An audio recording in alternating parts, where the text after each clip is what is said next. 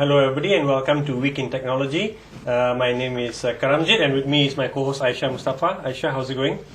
Okay. Very good. Okay, we're going to just get the show started this week with our cover story for the week, which was again done by Aisha. So Aisha, would you like to explain to us about the potential that Maxis seems to see in mobile TV? Oh, right. Okay. This is Kugan. I think he's the head of or vice president of infotainment and product services from Maxis, and they've rolled out this first made for mobile drama series, and it's for free, and it's called Dimensions. It's loosely based around some Malay folklore, like Bomo and Orang Minyak and those stuff like that, and I think this is actually one of the few things that Maxis has got in line, and according to Kugan, that they've got more things in the pipeline for mobile TV because more exclusive content. That means more. I don't know. He didn't. But he said there's definitely a lot of things. So this Dimensions. Offering is one of the first few things that you're going to see, and probably more to come. And I think Maxis is definitely gearing up towards mobile TV, which is already available in the US and also the European markets. And currently, right now, the mobile TV that is delivered, they have had mobile TV since 2005, but that's riding on a 3G network. So when you ride on the 3G network, you're actually fighting for bandwidth with the other services like your mobile internet and your WAP services.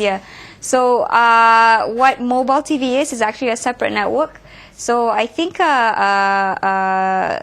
still in the pipeline, still in the plans. I think he was saying that they've completed trials with two different standards, which is DVB-H, the European standard, and also Media Flow in the US. And they've yet to decide on a format at least. But keeping their vendors on their toes. Yeah, exactly. So I don't know. Maybe they may have decided. But if MCMC releases the spectrum for mobile TV, then hopefully Dimensions is one of the first of many to come. We'll get TV on our mobile phones. On our mobile. So the user experience basically will be better, right? If it's on definitely it will be, because it's its own broadcasting network. So like TV, you have your own transmission. Exactly. It's the same with mobile TV. It rides on a separate network and it has its own standards and also. And it's one. It will be like your terrestrial TV or satellite TV, where it's one to many, right? So it doesn't tax the network. Then when you want to watch it, you just it's there in the air. You just So it's really bringing your TV into your pocket, mobile, or wherever it is. Okay. I know Maxis before were very excited about the M-commerce too 4 years ago, and one of the senior executives coined them that it's going to be the wallet or the store in your wallet. And this was about 3 years ago, 2006, and they figured the time for M-commerce had finally come, because of course M-commerce had been spoken about as one of the killer apps in 3G since 2001 or whatnot. But it didn't happen. So even today, mobile commerce has not taken off. I think mobile commerce. Interesting that they think mobile TV is ready today. Well, I wonder if they'll again be ahead of the market. Actually, that's a good point there, because I think that aside from even in the US, mobile commerce is not doing well. They're way behind Japan and South Korea. So when it comes to mobile TV too, I'm not so sure if it's really such that big of a hit also, because it's still early stage. They're still slowly introducing it, and it will be interesting to see if this takes up actually mobile TV. But then Malaysians love to watch TV. We watch anything. We watch Chinese drama, Korean, Spanish, any languages we don't understand. So I think if they can keep the price range not too expensive, but you look at what he said. He said in Europe the people are willing to pay 20 euros. 20 euros. So it's 100 ringgit.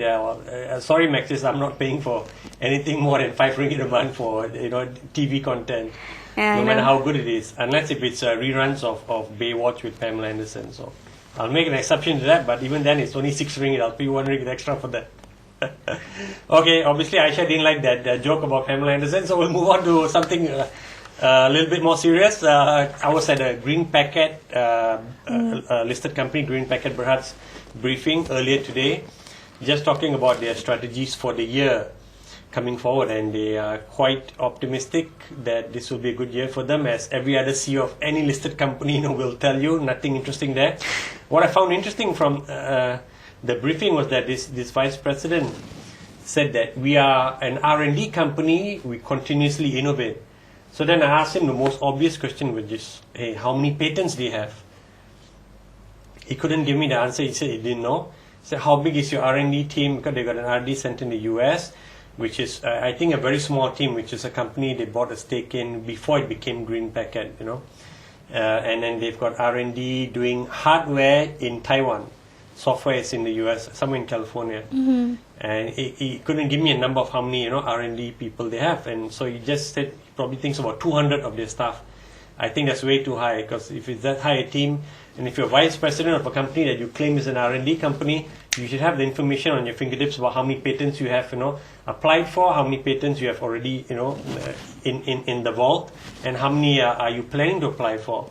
So I wasn't too impressed with his claim that they're an R&D company, because I didn't see that being backed up.